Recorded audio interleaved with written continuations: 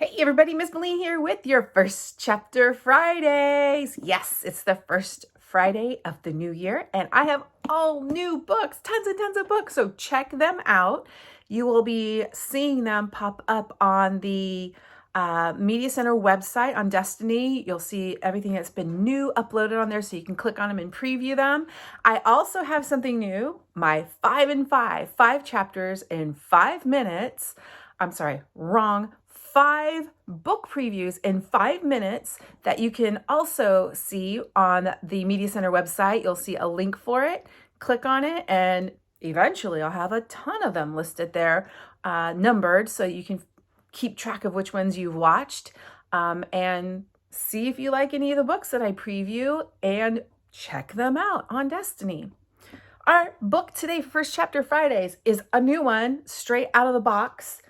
Margret Peterson Haddix. She wrote a ton of books that we have on our shelves, and she is a usually science fiction, kind of a dystopian writer from everything that I've read of hers. But in this case, this is a really everybody's talking about this book. The Greystone Secrets, The Strangers. It's a mystery. It's a mystery about 3 siblings and their quest to figure out this strange disappearance of 3 people. And I don't want to give it away because I'm not sure like how far into the book it happens, but somebody in their family goes missing as well. So from the back of the book, the back of Greystone Secrets, The Strangers by Haddix. What makes you? Chess has always been the protector of his younger siblings. Emma loves math and Finn acts silly, so he will be adored. They've been a happy family, and 3 of them and their mom. But everything changes when reports of 3 kidnapped children who share the same first and middle names and exact birth dates reach the Greystone family.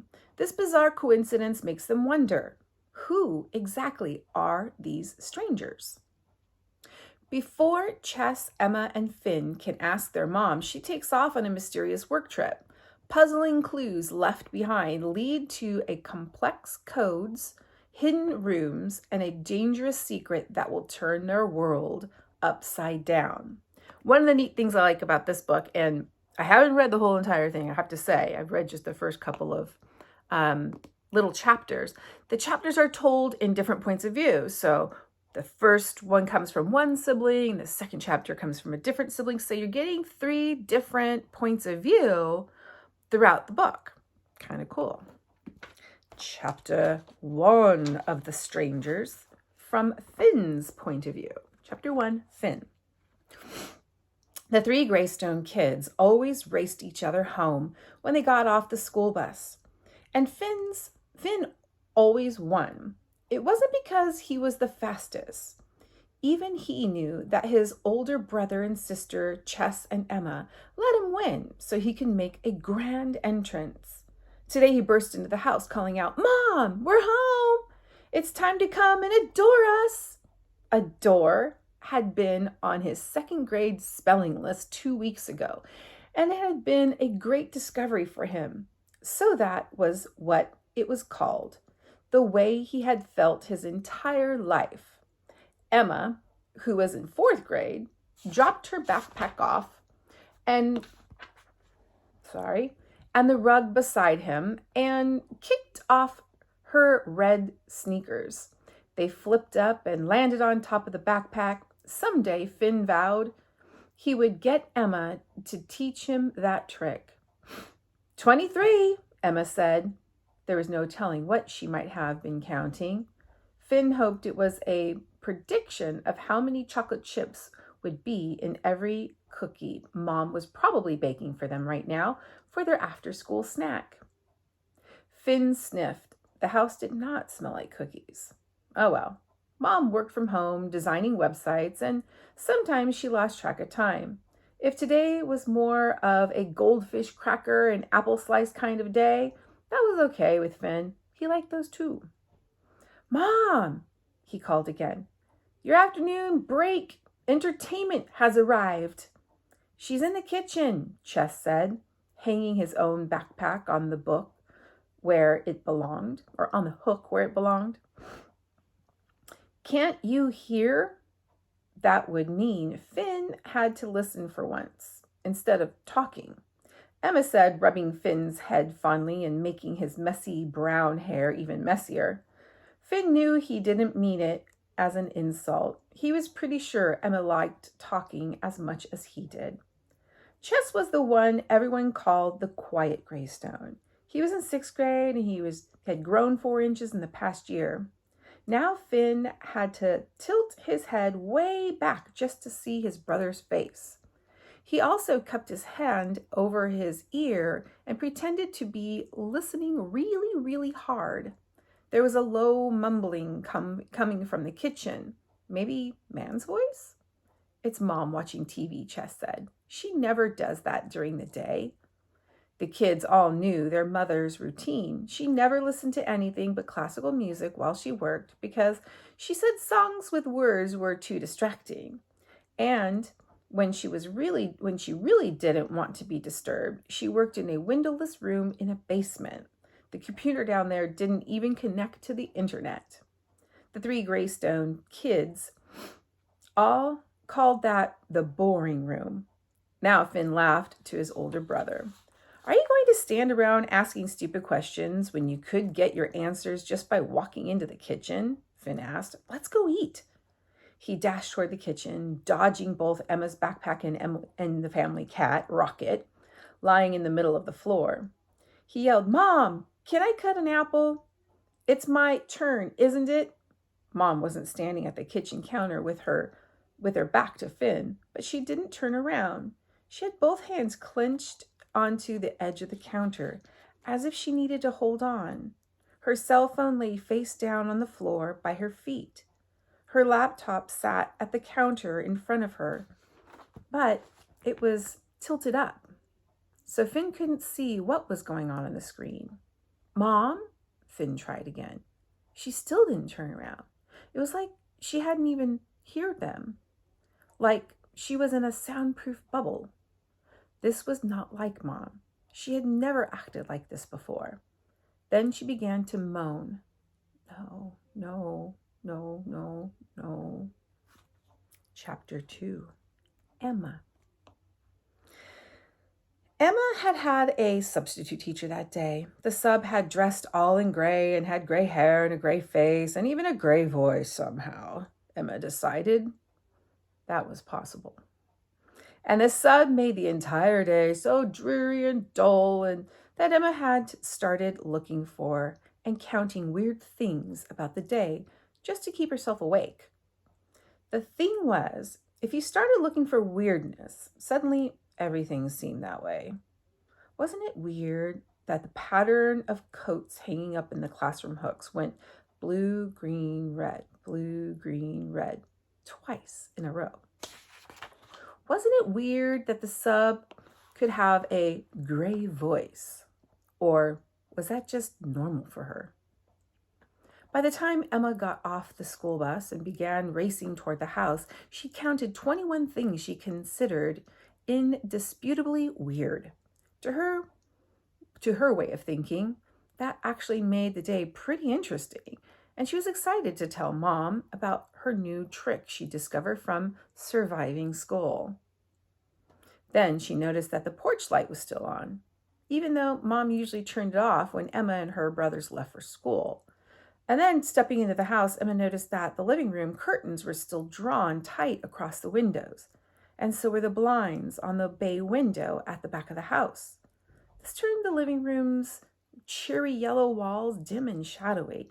It made the whole house feel like a cave or a hideout. 23 weird things in one day. What if that was a normal amount, and Emma just never noticed before? She'd have to count again some other day, or really lots of other days, to know for sure. Finn and Chess started yammering on about Mom in the kitchen and TV, and Emma joined in and then rubbed Finn's head because it felt good to do something normal again. Mussing Finn's hair was like petting a dog. You had to do it. Finn had thick, unruly hair with odd cowlicks and that sprang up no matter how much Mom smoothed them down. Finn being Finn, he claimed this meant his hair had superpowers. And now, Finn was tracing off to the kitchen shouting about apples. Emma looked up at Chess and they both shrugged and grinned and followed him. But when they got into the kitchen, Mom wasn't hugging Finn and reaching out to hug Emma and Chess too. Finn stood in the middle of the kitchen, staring at Mom. Mom stood at the counter with her back to the kids, all her attention focused on her laptop. And the voice coming out of the laptop was saying, "The kidnapped children are in 2nd and 4th and 6th grade." Chapter 3, Chess. "Mom," Chess said quietly. His mother's shoulders shook. And then, as if she was fighting for control, her body went still. Just like that, Chess thought. Of the 3 Greystone children, only Chess remembered that awful day that their father died. Chess had been 4, Emma 2, and Finn only a baby. But even Chess's memories of that day were more like puzzle pieces he kept in a box in his mind, rather than one continuous video. Chess remembered that 2 sad-faced police officers at the door.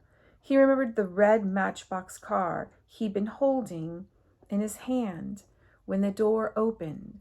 He remembered the way Mom's shoulders shook before her back went ramrod straight, and she turned around to face Chess and Emma and Finn. Now Mom was reaching for the top part of her laptop, as if she planned to shut it and hide whatever it said. Something made Chess stride quickly across the kitchen and grab her hand to stop her. "Someone was kidnapped," he said. He caught a glimpse of a few words at the bottom of the computer screen. 3 kids in Arizona. Was it anyone you know? "No," Mom whispered. Her dark eyes were wide and dazed. The color had drained from her face. Shock, Chess thought. The school nurse had come in and taught the first unit to the 6th graders earlier that year, and Chess was proud of himself for remembering the symptoms. It was just a shame he couldn't remember any treatment. Maybe he was feeling a little shocked himself. It was scary that anyone would kidnap anyone. But Arizona was 1,000 miles away, and it wasn't like there would be some crime ring going around kidnapping kids from any family who had a 2nd grader, a 4th grader, and a 6th grader. "Mom, maybe you should sit down," Emma said. Maybe that was one of the treatments for shock. Chess shot his sister a grateful look and took his mother's arm, ready to help her to ease her toward the kitchen table. Rocky, Emma, and Finn Gastuano, the last seen leaving their school, Los Perlas Elementary in Mesa, the voice coming out of the laptop speaker said. Finn started cracking up. "Isn't that funny?" he cried. "2 of those kids had the same first names as me and Emma, and the 3rd Finn I've ever known. Well, not that I actually know this one, but..." He slugged Chess in the arm. "Don't you feel bad that you don't have the same name as the kid who's famous now? And I bet that when they find these kids, they'll get all the ice cream they want and all the toys they want, and the parents probably won't make them do homework ever again." What if nobody ever finds the kids? Chess thought. He wasn't about to say that to Finn. "Yeah, I've never met another kid named Rochester." Chess forced himself to fake a smile of Finn. "Or with the nickname Chess. Oh well. Maybe you should sue Mom for giving you such a different name," Finn suggested. "Or maybe I should sue for getting such a boring, ordinary name," Emma countered. "Did you know there are 3 other Emmas in 4th grade? and 8 others in the rest of the school. But Chess turned out his brother and sister because Mom lifted one hand and pointed toward the laptop screen. The way she held her hand was like a nightmare, like a Halloween ghost, like something under a witch's spell in a fairy tale.